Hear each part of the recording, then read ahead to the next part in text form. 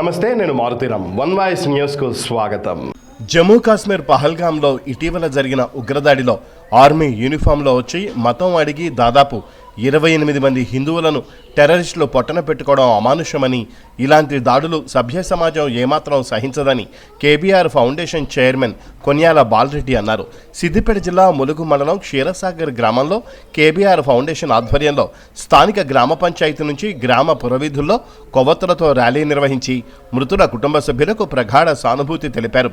ఈ సందర్భంగా వక్తలు మాట్లాడుతూ ఇలాంటి ఘటనలు హేయమైన చర్యగా భావిస్తూ ఉగ్రవాదుల దాడి ఘటనను తీవ్రంగా ఖండిస్తున్నామని, హిందువులైనా ముస్లింలైనా ఒంట్లో పారే రక్తం ఒకటేనని, హింసాకాండను హింసాత్మక చర్యలను తీవ్రంగా వ్యతిరేకిస్తున్నామని అన్నారు.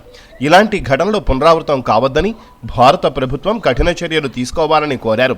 ఈ కార్యక్రమంలో మాజీ సర్పంచులు తారక సురేష్, వెంకటేష్ గౌడ్, మాజీ ఉప సర్పంచులు కొన్యాల శ్రీనివాసరెడ్డి, గుడ్ల శ్రీనివాసరెడ్డి, నాయకులు గుడిపల్లి భుజేందర్ రెడ్డి, మహమ్మద్ జహంగీర్, నల్లా పరశురాం, గణేష్, వెంకటేష్, శేఖర్, నవీన్, ప్రవీణ్, భాస్కర్, పెద్ద ఎత్తున గ్రామస్తులు, యువకులు, మహిళలు, చిన్నారులు, అన్ని వర్గాల వారు పాల్గొన్నారు.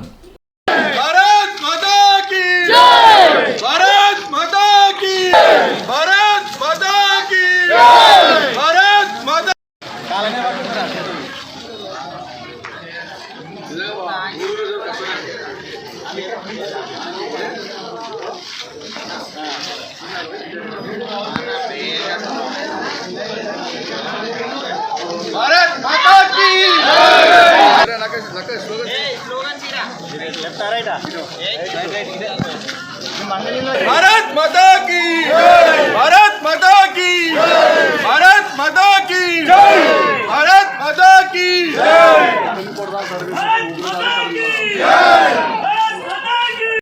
తెలంగాణలో మన దేశం వాళ్ళని ఖచ్చితంగా మనోళ్ళే అని చెప్పి గుర్తుపట్టి మరి చంపిరు. మనం వాళ్ళు కాలిస్తే చచ్చిపోయినాం, మనం అరిస్తే చచ్చిపోయేటట్టు మనం చేయాలి. మాతరం జై భారత్.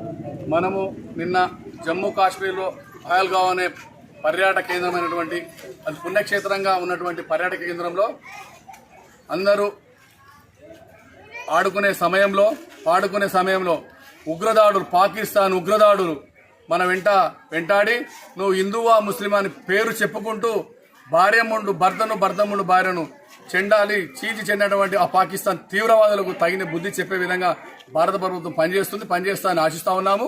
అదేవిధంగా మా ఈ గ్రామంలో ఒక పిలుపు మేరకు నిజంగా మా అందరి పెద్దలు, మహిళలు, ఉత్సాహవంతులు, యువకులు అందరూ కలిసి ఆ యొక్క ఘటనకు నివాళులు అర్పించేందుకు వచ్చి మేము ఈ వాళ్ళ ఆత్మశాంతి చేకూర్చాలని గ్రామంలో ఒక కొవ్వొత్తు ర్యాలీ నిర్వహించడం జరిగింది.